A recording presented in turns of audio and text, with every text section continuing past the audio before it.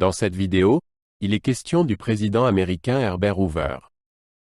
Je vais t'expliquer comment il est devenu président et ce qu'il a accompli.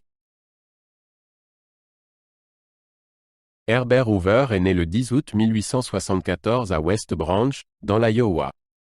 Il a grandi dans une famille Quaker et a connu une enfance modeste.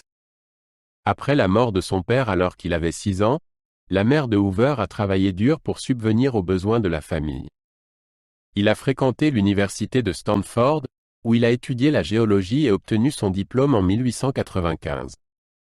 Son éducation et ses premières expériences ont façonné sa forte éthique de travail et son désir d'aider les autres. Après avoir obtenu son diplôme de Stanford, Hoover a travaillé comme ingénieur minier et géologue. Il a voyagé dans divers pays, notamment en Australie et en Chine, où il a travaillé dans l'industrie minière. Hoover est devenu très prospère et a acquis une bonne réputation pour ses compétences. Il a fait fortune pendant la ruée vers l'or en Alaska et est devenu un homme d'affaires riche. Ses expériences professionnelles précoces l'ont aidé à développer des compétences en leadership et une perspective mondiale. Avant de devenir président, Hoover a occupé plusieurs postes importants au sein du gouvernement. Il a été secrétaire américain au commerce sous les présidents Harding et Coolidge de 1921 à 1928. Dans ce rôle, il a promu l'efficacité des entreprises et a travaillé à améliorer les relations entre le gouvernement et l'industrie. Hoover était connu pour ses efforts en faveur de la croissance économique et du soutien aux projets d'infrastructure. Sa popularité et son expérience au gouvernement l'ont aidé à obtenir la nomination républicaine à la présidence en 1928.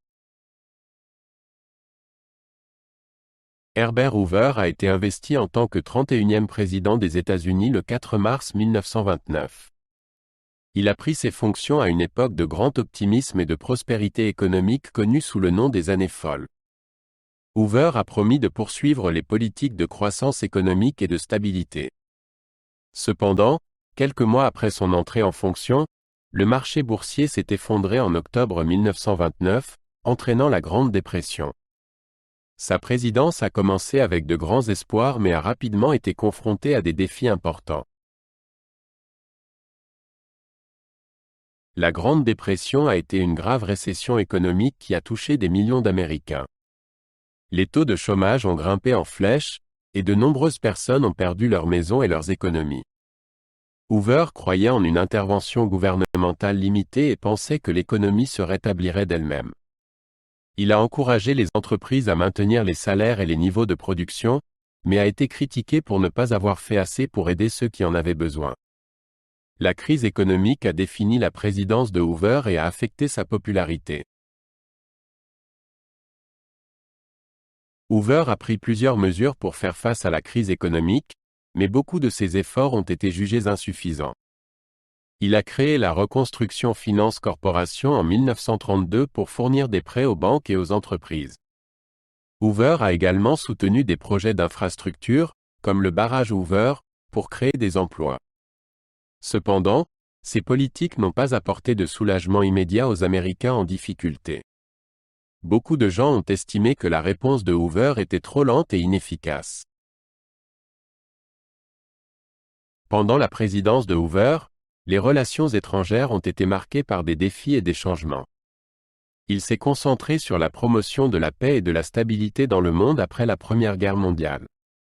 Hoover a soutenu le pacte Kellogg-Briand de 1928, qui visait à prévenir la guerre par la diplomatie. Il a également été confronté à des problèmes liés aux tarifs et au commerce, notamment avec l'Europe. Sa politique étrangère mettait l'accent sur la coopération mais était compliquée par la crise économique mondiale. Herbert Hoover est souvent rappelé pour sa présidence pendant la Grande Dépression. Sa croyance en une intervention gouvernementale limitée et en la coopération volontaire a été critiquée pendant la crise économique. Bien qu'il ait pris des mesures pour faire face à la situation, beaucoup ont estimé qu'il n'avait pas fait assez pour aider les Américains en difficulté. L'héritage de Hoover reflète les complexités du leadership en période de difficulté nationale. Sa présidence est souvent étudiée pour ses leçons sur la réponse du gouvernement aux défis économiques. Après avoir quitté la présidence en 1933, Hoover est resté actif dans la vie publique. Il a écrit plusieurs livres et a continué à s'exprimer sur des questions politiques. Hoover a également travaillé avec des organisations humanitaires, aidant à fournir une aide pendant la Seconde Guerre mondiale. Il a été impliqué dans diverses activités civiques et est resté une figure respectée dans la société américaine. Herbert Hoover est décédé le 20 octobre 1964, laissant derrière lui un héritage significatif dans l'histoire américaine.